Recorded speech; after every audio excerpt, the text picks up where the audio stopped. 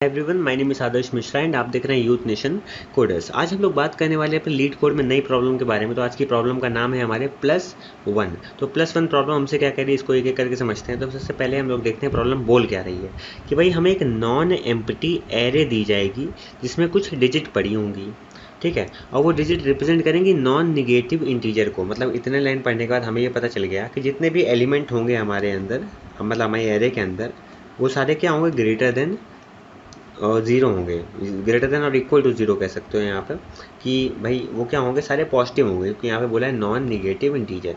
फिर मुझसे वो क्या कह रहा है कि इंक्रीमेंट 1 टू द इंटीजर। तो जो भी हमें एरे दी गई है वो एरे में कुछ एलिमेंट पड़े होंगे जो कि एक इंटीजर को डिफाइन कर रहे होंगे। मतलब जैसे अगर मेरे पास एरे पड़ी है 1, 2, 3, तो ये 1, 2, 3 क्या है, ये एक नंबर को डिफाइन कर रहा है 123 को। अब मुझसे कह रहा है उसमें आपको एक ऐड कर देना है उस इंटीजर में, ठीक है। आगे देखते हैं मुझसे क्या कह रहा है कि भाई जो डिजिट हैं वो स्टोर होंगी सच दैट जो मोस्ट सिग्निफिकेंट डिजिट है, मतलब जो सबसे लेफ्ट साइड पे आती है, ये जो है हेड होगा हमारी लिस्ट का, मतलब सबसे पहले आ जाएगा। और हर एक एलिमेंट जो है इसके बाद एक एक करके आ जाएगा। जैसे 2 आया तो 2 इधर आ गया, फिर 3 इसके बाद आया 3 इधर आ गया। तो सीक्वेंस में हमारे अरेंज है।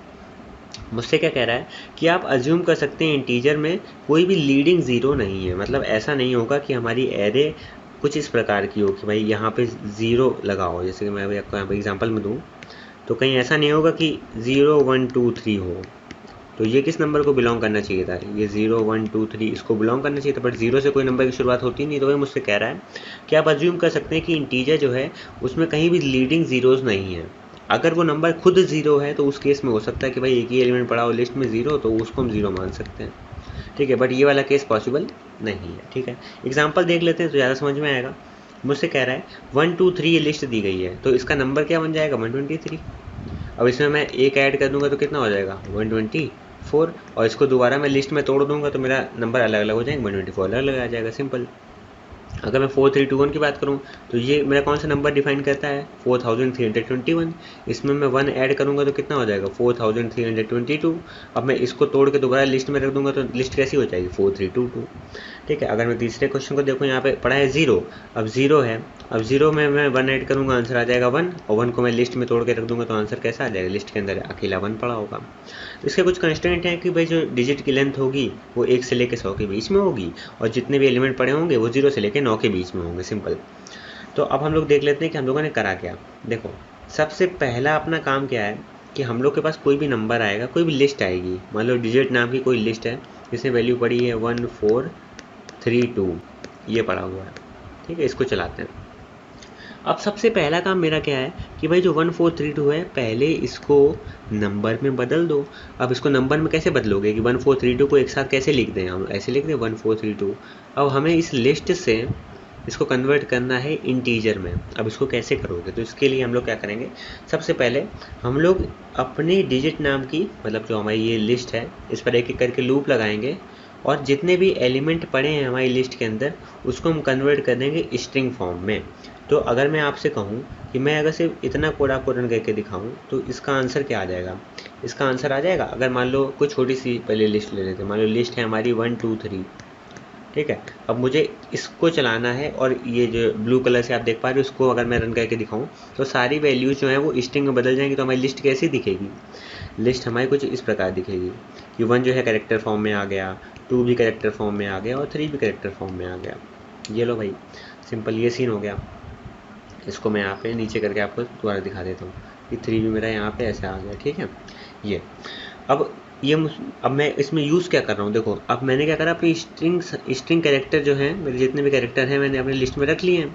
अब मेरा काम है कि इन सब कैरेक्टर को आपस में जोड़ देना। तो अगर लिस्ट में आपके कैरेक्टर्स पड़े हों और आपको उन कैरेक्टर को आपस में ज्वाइन करना हो तो उसके लिए आप कौन सा फंक्शन यूज़ करोगे, ज्वाइन फंक्शन। तो मैंने कहा कि बिना कोई स्पेस दिए डॉट ज्वाइन कर दो हमारी इस लिस्ट को, जो आप यहाँ पे देख पा रहे हो। तो ये चीज़ मुझे रिटर्न कर देगी यहाँ से लेकर यहाँ तक, ये मुझे रिटर्न कर देगी एक स्ट्रिंग वैल्यू। वो स्ट्रिंग वैल्यू क्या हो गई भाई, 1, 2 और 3 तीनों को आपस में जोड़ देगी, और ये वैल्यू आ गई हमारी कहाँ पे, यहाँ पे। फिर मैं जो वैल्यू आई है स्ट्रिंग वैल्यू उसको इंटीजर में बदल रहा हूँ, तो ये 123 मेरा किस में बदल जाएगा, इसमें वैल्यू क्या आ जाएगी 123, जिसकी टाइप क्या है, इंटीजर है। पहले स्ट्रिंग था वो इंटीजर में बदल गया।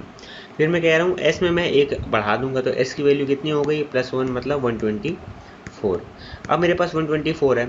अब मुझे आंसर में चाहिए क्या, मुझे 1 अलग चाहिए, 2 अलग चाहिए और 4 अलग चाहिए। तो अब मुझे दोबारा इंटीजर से उसे लिस्ट में बदलना है। मैं कैसे बदलूंगा, तो इंटीजर से पहले किस में बदलो, स्ट्रिंग में बदलो। तो मैंने क्या कहा, मैंने कहा उसको स्ट्रिंग में बदल दिया मैंने 124 को। तो मेरा 124 कैसा हो गया होगा, कुछ इस तरह हो गया होगा।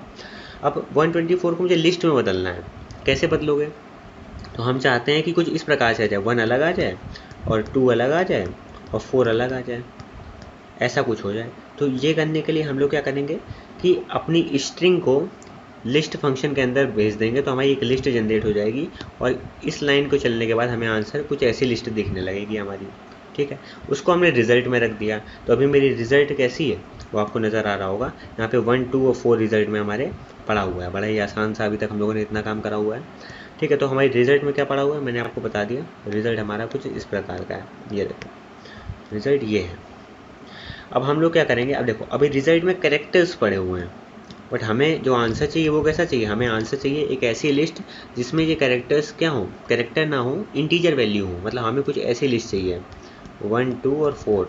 अब ये हमें कैसे मिलेगा, हम ऐसा करते हैं इस वाली लिस्ट में लूप लगाते हैं और जितने भी कैरेक्टर हैं उनको कैरेक्टर वाइज उनको किस में कन्वर्ट कर देते हैं, इंटीजर में। तो हमने क्या करा, फॉर आई इन रिजल्ट हम लोग अपनी लिस्ट में चलेंगे और हर एक कैरेक्टर को उठा के उसको इंटीजर में बदल देंगे और लिस्ट में दोबारा रख देंगे। और जो भी हमारी लिस्ट बन के आखिर में आएगी उसको हम आखिर में क्या कर देंगे, रिटर्न कर देंगे। तो मेरे ख्याल से अभी आपको पूरा समझ में आ गया होगा कि आखिर ये कोड कर क्या रहा है, इसके चलने का क्या सीन है, कैसे हम लोगों ने सोचा, कैसे हम लोगों ने इंटीजर से स्ट्रिंग में बदला, फिर स्ट्रिंग से हमने उसको लिस्ट में बदला और फिर हमने लिस्ट में मतलब लिस्ट को दोबारा ज्वाइन करके एक स्ट्रिंग बना दी और स्ट्रिंग को ज्वाइन करके इंटीजर बनाया। तो हर बार हम यही कर रहे हैं। तो यहाँ पे कन्वर्जन चल रहा है एक डेटा टाइप से दूसरे डेटा टाइप पे। सबसे पहले हम लोग के पास क्या आया, स्ट्रिंग आई। ठीक है, सबसे पहले हमारे पास लिस्ट आई, लिस्ट को हमने बदला स्ट्रिंग में, स्ट्रिंग से बदला हमने इंटीजर में, फिर इंटीजर से हमने बदला स्ट्रिंग में और स्ट्रिंग से बदला हमने लिस्ट में। सिंपल। तो हम लोगों ने क्या करा है, कन्वर्जन करा हुआ है। अलग अलग फंक्शन यूज़ करें, जॉइन फंक्शन यूज़ कर लिया, लिस्ट फंक्शन यूज़ कर लिया, str फंक्शन यूज़ कर लिया, इंटीजर फंक्शन यूज़ कर लिया, है ना। तो आसानी से अलग क्वेश्चन ऐसे हो जाएगा। तो इसमें कुछ ज़्यादा मतलब झाम है नहीं। बाकी अगर आपको कोई और तरीका सूझता है इसको सॉल्व करने का तो वो भी मुझे बता सकते हो कमेंट सेक्शन में, उसमें भी कोई प्रॉब्लम नहीं है। बाकी इसको बिट से हम लोग कर सकते हैं कि बिट रिप्रेजेंटेशन किसी भी नंबर का होगा, उसमें अगर हम 1 ऐड करना चाहें तो उससे भी हो जाएगा, कोई दिक्कत नहीं है।